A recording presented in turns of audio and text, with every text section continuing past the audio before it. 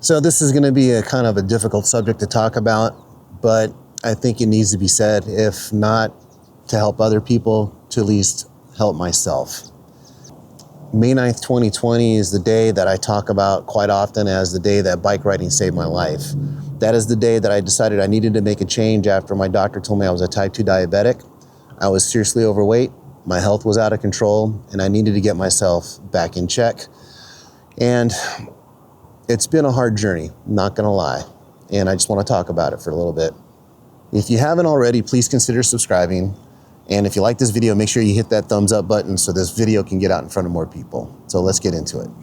So I talk about May 9th, 2020 saving my life, and that is very much true.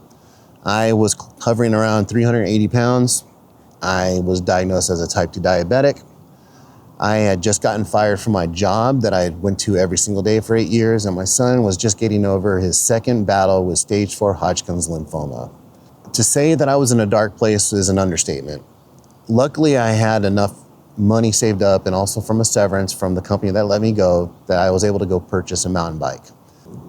After purchasing a mountain bike, I bought a hybrid bike, which I then traded in for a gravel bike, and then I ended up getting a road bike. So I've been pretty consistent with riding, training, keeping my health in check. And the one aspect that I haven't worked on very much is my mental health. To be honest with you, I thought I was better, but deep down inside, I was actually still pretty miserable. I was looking better. I was feeling better physically, but when I looked in the mirror, I still saw the same guy who was out of shape, not happy, and broken. I was not happy with my appearance or the way I look. I still don't. I'm not happy with how I look, but I still see that same person in the mirror every single day when I wake up in the morning that I saw previously prior to losing all this weight.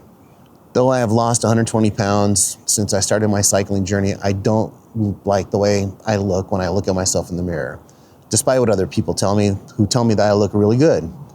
The scars, the stretch marks, the loose skin, and the cellulite, they're all daily reminders of who I was and who I am.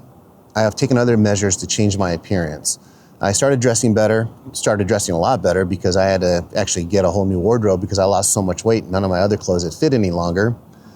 Another drastic measure I took, tattoos are supposed to be an artistic expression, but for me it was a way of just, I don't know, it's really hard to explain. It was more of hiding who I used to be or hiding what I was perceiving myself to be.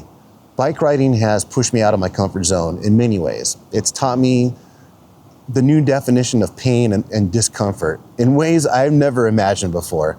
It's also made me realize that everything I've done in life, I've kind of half-assed everything, whether it was like in high school when I played football and I wrestled, or when I joined the Marines, or when I played rugby, or even jiu-jitsu, everything.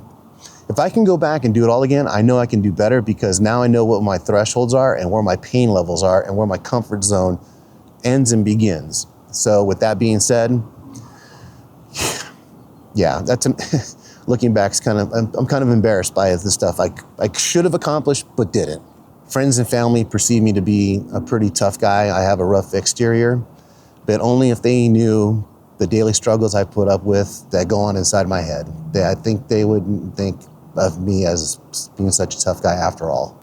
Celebrities, influencers, and sports figures, they have all given us a warped sense of reality and what the perfect person should look like or what the perfect body should be. I mean, these people are always height and weight proportionate, and quite honestly, or they got a full head of hair, full chest and tight waist. In reality, we all know that's not sustainable and it's not very true. Work, family, and the rat race, everything that we do every day to try and make ends meet, it takes its toll on us mentally and physically, whether you want to admit it or not. Fortunately, I've been able to let go of those who have been not so great to me, or they've been a negative influence on my life, or they just dragged me down in some way. And I decided that I wanted to keep my circle smaller and I wanted to have a better set of friends. And I've been able to find people who I can keep close, who basically let me know when I'm doing well and I'm not doing so well. And they call me out. I hate to use the word, they call me out on my bullshit. And it's been eye-opening. It's been very eye-opening. So I've been silent about this for quite a bit. I I have a lot of stuff that has happened to me in my past that I haven't talked about. Decided I'm going to go to therapy to start dealing with some of these issues. As men, especially men, we're told to suck it up, but we all know you can't. Eventually there's going to come a breaking point, and I'm at that point right now, and I really do need to do something about it.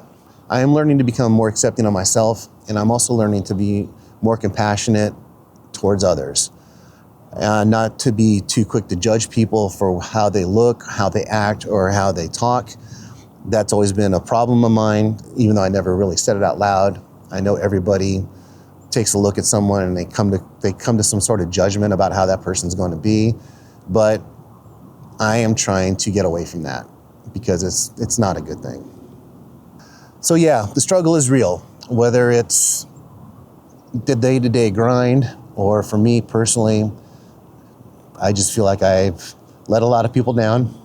I haven't really accomplished a whole lot of my life, though people can say, well, if you got a roof over your head and you got a family, you got food in your belly, that's being successful. But yeah, I understand that. But at the same time, there are things I can look back and I wish I could have done better or could have done differently.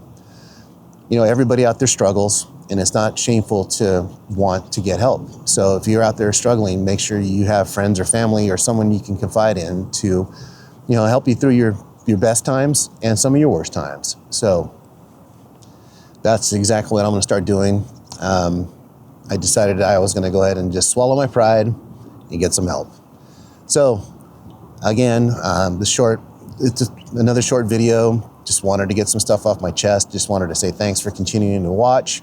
And again, if you haven't subscribed, please consider subscribing. If you like this video, make sure you hit the thumbs up. If you have any comments, questions, or concerns, make sure you put them in the comment section below.